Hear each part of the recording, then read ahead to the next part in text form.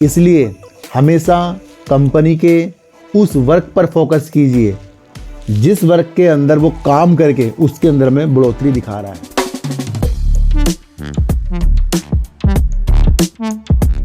अशोक लीलैंड ने अपना जनवरी का एक डाटा हमें बताया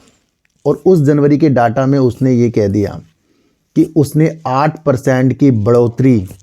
अपनी वाहन की बिक्री में कर दी है और 8% की बढ़ोतरी करके उसने 15,213 इकाई सेल कर दी है और जो पिछले साल की समान अवधि में करीब 15,939 इकाइयाँ थी। तो आप ये समझो अशोक लीलैंड अपनी वाहनों की बिक्री की वृद्धि को तेजी के साथ बढ़ाता जा रहा है।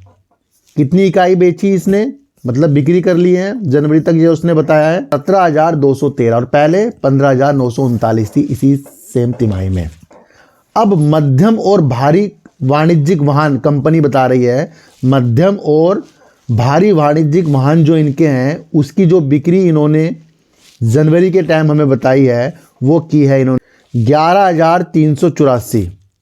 और इसी सेम अवधि में पिछले साल 10,218 इकाइयाँ इन्होंने बेची थी। अब हल्के वाहन की अगर हम इनकी बात करें कि भैया इन्होंने हल्के वाहन भी तो इन्होंने सेल किए होंगे, तो जनवरी के टाइम पर इन्होंने हमें ये सूचित किया है कि वहाँ पर इन्होंने हल्के वाहन जो थे इन्होंने जो बिक्री सेल की इकाई है 5,829 इकाइयाँ और पिछले साल इसी सेम अवधि में वित्त वर्ष में कितनी थी 5,721। तो यानी कि हल्के 21 इकाइयाँ, यानी कि हल्के भारी और मध्यम वाणिज्यिक वाहनों की बिक्री टोटल जो ये इनकी करीब 17,213 इकाइयाँ हुई जो पिछले साल 15,939 इकाइयाँ थी। यहाँ क्या प्रोग्रेस दिख रही है आपको, क्या काम करता है अशोक लीलैंड? अशोक लीलैंड वाणिज्यिक वाहनों के अंदर चाहे बस हो, ट्रक हो,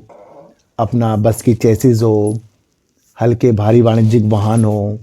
उनके ऊपर अच्छी खासी वर्क करता है। और दूसरा आप समझें देश की दूसरी वाहन निर्माता कंपनी है देश की बड़ी। तो क्या अशोक लीलैंड अपनी सेल के अंदर, अपनी इकाइयों की बिक्री के अंदर गिरावट कर रहा है या अपनी इकाइयों के अंदर इसने जो 8% की बढ़ोतरी हमें बताई, वहाँ आपको क्या चीज़ दिख रही है? जो चीज़ अपनी स्थितियों को अच्छा करते हुए आगे की तरफ निकलेगी वो चीज़ सबसे अच्छी होगी, ये आप समझ कर चलना। इसलिए हमेशा कंपनी के उस वर्क पर फोकस कीजिए जिस वर्क के अंदर वो काम करके उसके अंदर में बढ़ोतरी दिखा रहा है और हमेशा उस चीज़ पर आप फोकस कीजिए जो चीज़ अच्छी है और जिसका फ्यूचर है और जो अच्छे ग्रुप से वास्ता रखती है और जो अपने कार्यों को बढ़ाकर बुलंदियों तक जाने की चेष्टा रखती है। अब जो भी कोई व्यक्ति, मैं आपको एक चीज़ बताऊं कि जो भी कोई व्यक्ति आज अमीर है तो या तो वो खानदानी अमीर बना होगा कि भैया भाई हमने तो मुकेश अंबानी के यहाँ जन्म ले लिया, हम बन गए अमीर, या फिर जो इस वक्त अपनी मेहनत से अमीर बने हैं तो वो अपनी चीज़ों को अच्छा करके बने हैं। अब अक्षय कुमार का आप देख लो, अब उन्होंने कहा कि वेटर की नौकरी की है, आज वो कहाँ पर हैं? शाहरुख खान को देख लो, अमिताभ बच्चन को देख लो, धीरू भाई अंबानी को देख लो, राकेश झुनझुनवाला जी को देख लो, विजय केडिया साहब को देख लो, वारन बफेट जी को देख लो, अडानी जी को देख लो, टाटा जी को देख लो। इन्होंने मेहनत की है और मेहनत के साथ साथ प्रोग्रेस की है। तो आज जिस मुकाम पर भी ये जो अमीर व्यक्ति हैं या कंपनियां हैं तो वो ऐसे उठकर ऐसे नहीं गए हैं, वो भैया ऐसे उतार चढ़ाव इसी तरीके से होता है शेयर बाज़ार। यहाँ पर भी कंपनियों के देखने के नज़रिए होने चाहिए कि जो कंपनी अच्छा वर्क कर रही है तो हमेशा के लिए वो अच्छा ही वर्क करे, ये भी हमारे उसकी चीज़ों को खोजने की नीति हमारे अंदर होनी चाहिए।